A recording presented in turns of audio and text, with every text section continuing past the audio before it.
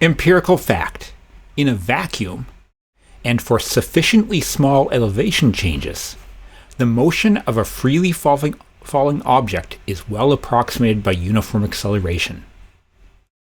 The rate of acceleration is the same for all objects. A rock accelerates at the same rate as a feather in vacuum. But it does depend a little bit upon where you are on the Earth. As we'll discuss in detail later in the course, the gravitational acceleration we observe is due to a force between the Earth and all massive objects.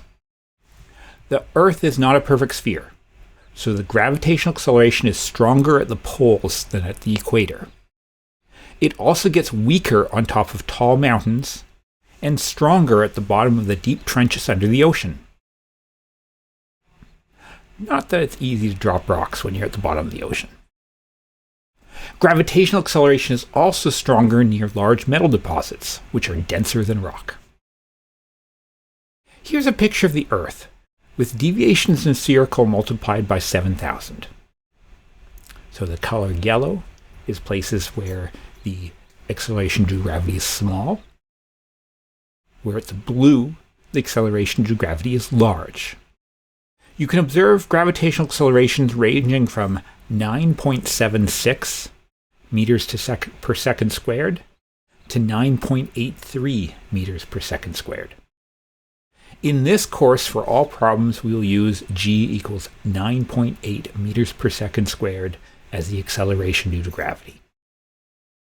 In past years, we used a different textbook, which used g equals 9.81 meters per second squared, which must have been the gravitational acceleration at the publisher's headquarters.